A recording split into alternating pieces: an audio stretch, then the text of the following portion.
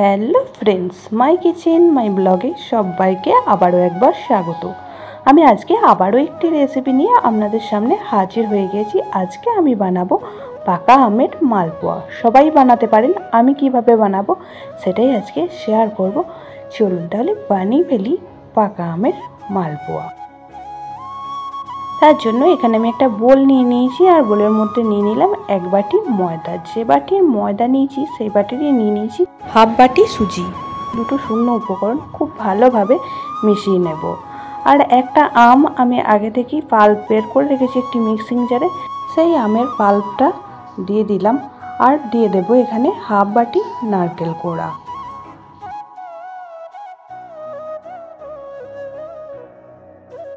সমস্ত উপকরণ একটি চামচের সাহায্যে খুব ভালোভাবে মিশিয়ে নেব।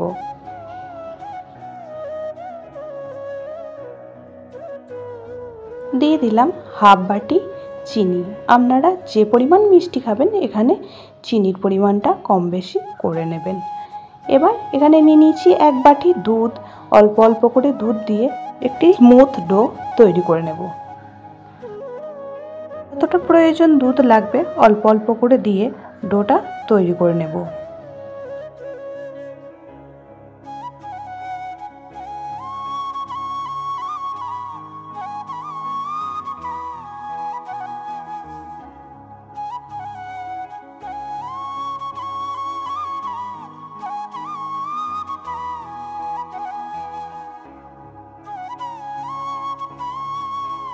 ডোটা সম্পূর্ণ রেডি হয়ে গেছে।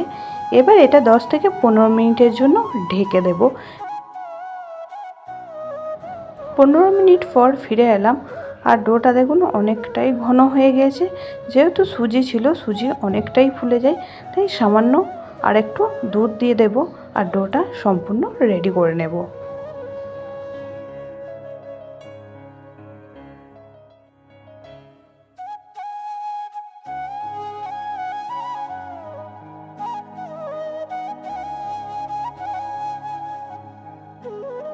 ডোটা সম্পূর্ণ রেডি হয়ে গিয়েছে। আর দুধের পরিমাণটা যে বাটির ময়দা নিয়েছিলাম সেই বাটিরই 1.5 বাটি মতন দুধ দিয়ে দিয়েছি। আর ডোটার ঘনত্বটা ঠিক এই রকমই রাখতে হবে।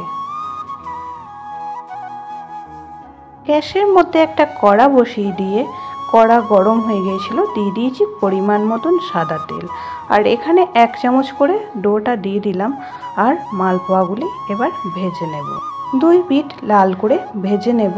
আর এই অবস্থায় গ্যাসের স্টিমটা মিডিয়ামে রেখে দিতে হবে, না হলে ভেতরে কাঁচা থেকে যাবে, উপর থেকে ভাজা হয়ে যাবে।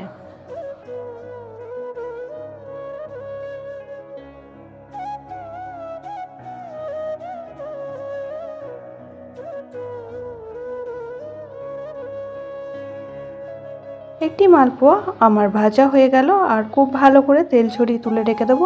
আর একই রকমভাবে সমস্ত মালপোয়াগুলি ভেজে নেব। পুরনো বন্ধুরা পাশে থাকার জন্য অনেক অনেক ভালোবাসা। নতুন বন্ধুরা যারা চ্যানেলে ভিজিট করছেন, চ্যানেলটি এখনও পর্যন্ত সাবস্ক্রাইব করেননি, তাদের কাছে অনুরোধ রইল চ্যানেলটি সাবস্ক্রাইব করে পাশের বেল আইকনটি অল করে দেবেন। তাহলে আমি যখনই কোনো ভিডিও দেব নোটিফিকেশন আপনাদের কাছে পৌঁছে যাবে। সমস্ত মালপোয়াগুলি ভেজে নেব।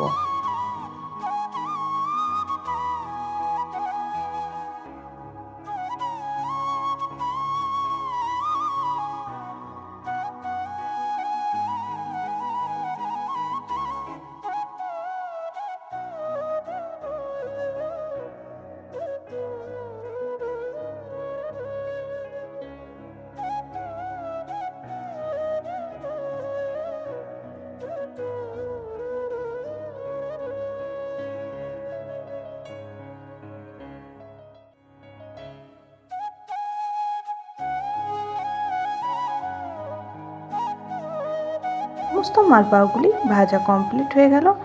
আপনারাও একদিন এইভাবে বানিয়ে ফেলুন। আর আজকের রেসিপি কেমন লাগলো অবশ্যই কমেন্ট বক্সে জানাবেন। বেশি ভালো লেগে থাকলে বন্ধু বান্ধবীদের সঙ্গে শেয়ার করে দেবেন। সবাই খুব ভালো থাকবেন, সুস্থ থাকবেন। আবারও দেখা হবে অন্য কোনো ব্লগ বা রেসিপির সাথে। ততক্ষণের জন্য সবাইকে টাটা, বাই বাই।